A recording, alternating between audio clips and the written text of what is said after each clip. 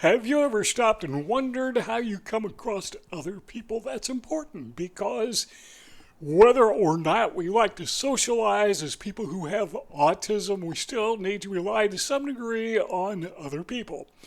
As they say, no man is an island, or to be politically correct, no person is an island. We all rely on others, so we need to ask ourselves some questions. And I think of this as a 6 point inventory that tells me whether or not I am aligned, if I'm calibrated in such a way that I can function optimally. Number one is this. First question is, are you reasonable? That's as opposed to being reactive. So when we face various circumstances in our lives that other people don't face, people who are living in the hive mind, they don't face the things that we face. So they don't respond necessarily the way that we respond or the way that we react. So we have to stop and ask ourselves, are we reacting when we should be being reasonable? Are we discarding our thought processes, our mindfulness, so we can just have a knee-jerk reaction and maybe not even know we're doing it? So that's question number one. Are you reasonable instead of being reactive? Number two is, are you self-constructive? This is important. This is very important because throughout life, whether you are neurotypical or autistic, the bottom line is no one is going to build you any better than you are going to build yourself. Now, hopefully you have a support team. You have a tribe, you have a family, you have maybe a few friends who are concerned about you enough to help you construct your life in a meaningful, optimal manner. But even the best of friends, even the most concerned of family members, will not care as much about you as you care about yourself. Now, we're not talking about being narcissistic or prideful or arrogant or any of those things. Here we're talking about simply being responsible for ourselves, being good stewards of ourselves. We are our own responsibility. So, are you self-constructive? Are you building yourself? Or, and I ask myself this question, am I just tearing myself down? When I get into states of depression, frustration, discouragement, when I get passed over for a promotion just because of who I am, not because of what I've done, or because somebody got promoted because of who his drinking buddies are, maybe a business failure, something didn't work out the way we wanted it to. Maybe that purchase we were looking forward to, like a new car, a new house, it fell through. So we have all these pitfalls that we go through life facing. A lot of times we use these as opportunities to destroy ourselves through our thought processes. We say, if I just were not like this, and then we fill in the blank with whatever, then I would not have had this failure. How about if we stop and think that these are just stepping stones, these are learning experiences that make us a little bit stronger, a little bit more wiser, a little more conscientious to the pitfalls, that everyone faces throughout life, no matter who you are. So you can use these disappointments as opportunities to self-construct, or you can use them as opportunities to self-destruct. So we need to ask ourselves a question. Which are we doing? Number three, are you confident or are you apprehensive? I actually had to look this up on the internet. What is the antonym for confident or confidence? The best word I came up with was apprehensive. A lot of times we are very confident in our abilities, but most of the time, if you are autistic, have Asperger syndrome, you have been taught implicitly and explicitly throughout your life that you are incompetent. I guess maybe that's another antonym for confidence. But we are apprehensive. We're a little bit timid. We're a little bit scared about moving ahead with things in our lives. Maybe we're not going to apply for that job because we've been turned down so many times. Maybe we're not going to take that business venture because it hurt so many times when we tried before. So are we confident?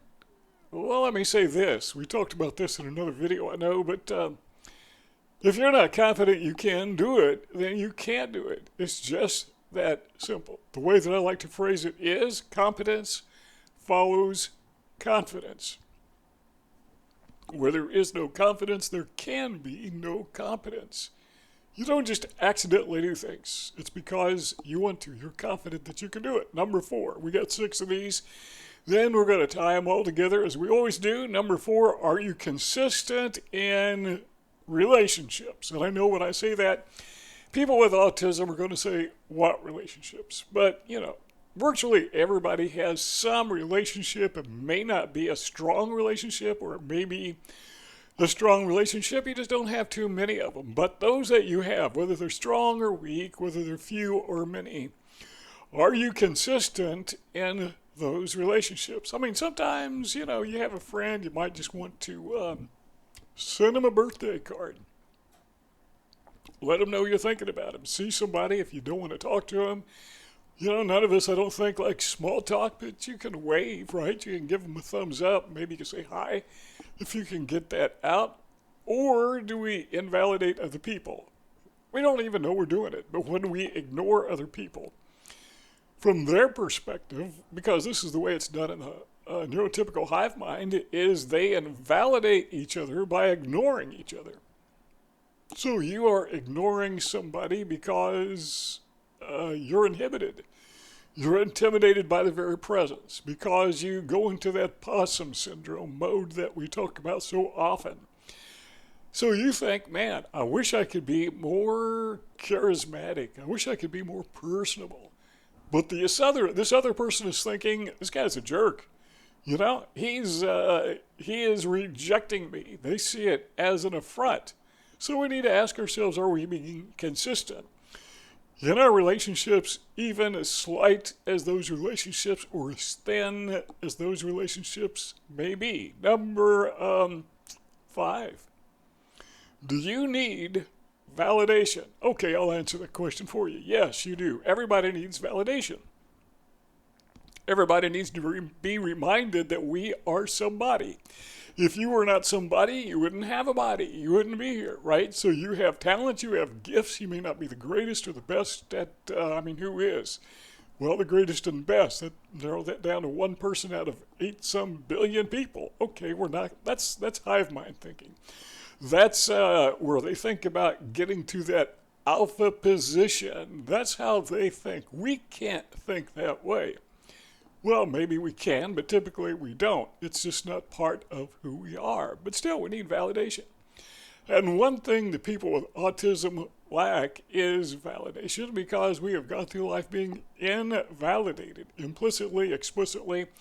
People put us down, push us aside, abandon us, discard us all the time. It's part of who they think we are. And we believe them. So what do? We're not going to get validation or much from neurotypical people. Again, close family members, maybe good friends, you might get a little bit of validation, maybe a lot, but usually not. Okay, so where are you going to get validation from? From ourselves, right? From being introspective. We talked the other day about mindfulness, just being quiet, and stopping to think and letting your mind function outside of the influence of everybody else, the rest of the population. We need to, in my opinion, self-validate. Remind ourselves that, yeah, we do have talents. Now, what talent do you have? Don't have any? You can't think of a single talent? Do you hear what I'm saying? Okay, you got a gift. You have an ability. You can hear. Can you understand what I'm saying? If you speak English, yeah, you can understand what I'm saying. Can you think? I know you can think. You wouldn't be here. Couldn't use YouTube if you can't think. You have all of these abilities. Can you stand up, sit down, walk, scratch your head, comb your hair rather, comb yourself if you want to? Can you dress yourself? You've got a myriad of talents and abilities. You say, well, those are kind of tiny. They're kind of small. They're not very important. Oh, man, come on. Do you realize that you have thousands upon thousands of abilities? You just do because you're human. Every human does, unless you passed away. Why not acknowledge those things? Why not make a list of things you can do that you could not do before you were born? Things that you will not be able to do once you pass on. What are some of those things? Make a list. And what you will do is you will find how absolutely amazing you are because you have all these abilities, and the bottom line is you're not that much different.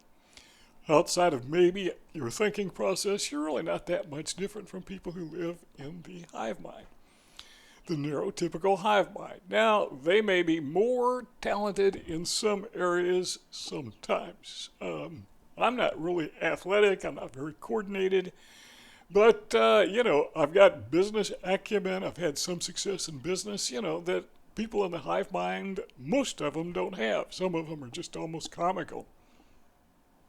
If it weren't so tragic, some of the stupid business decisions they make. Okay, maybe you're vulnerable. You can go through and make a list, and you probably already have, of all your flaws, of all your faults. Why not make a list? Why not take an inventory of all the things you can do? Counteract the other things, right? You can make a list of your vulnerabilities, but you can also make a validation list that counters the vulnerabilities. And what are you doing when you do that? You are validating yourself. Why would you not do that? Can't think of a single reason, can you? Number 6 is, do you communicate?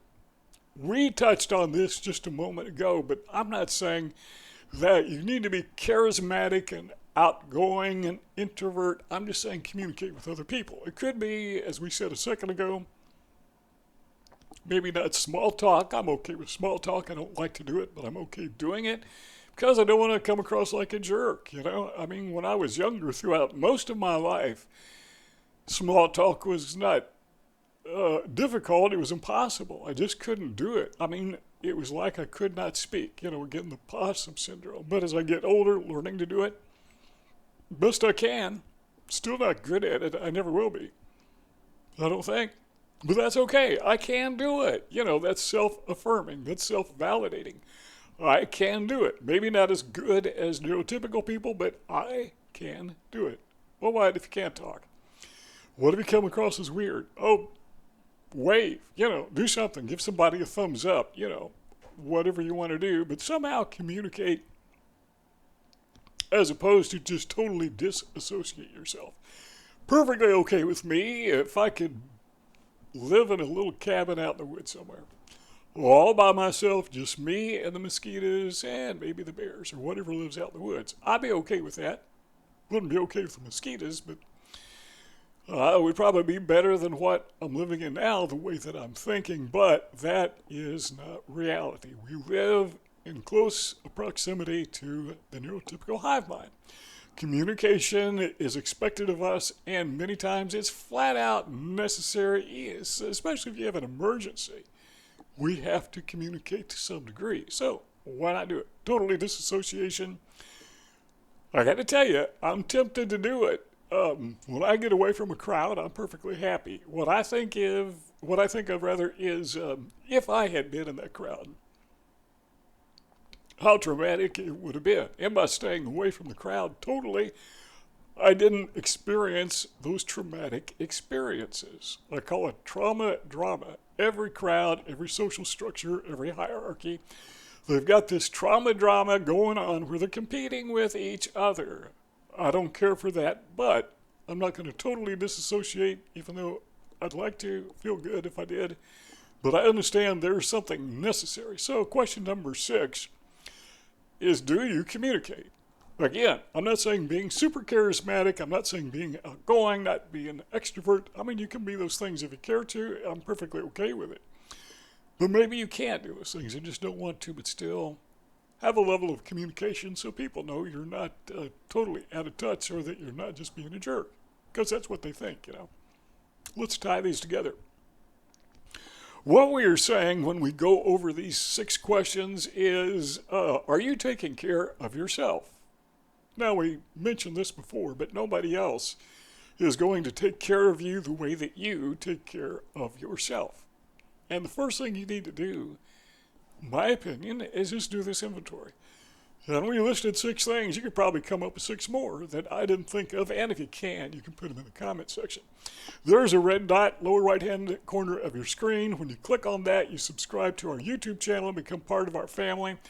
There is a rectangle left-hand corner of your screen. Click on that, and we keep on talking. So you can go on and hear other of our videos that we made in the past. There's quite a few of them.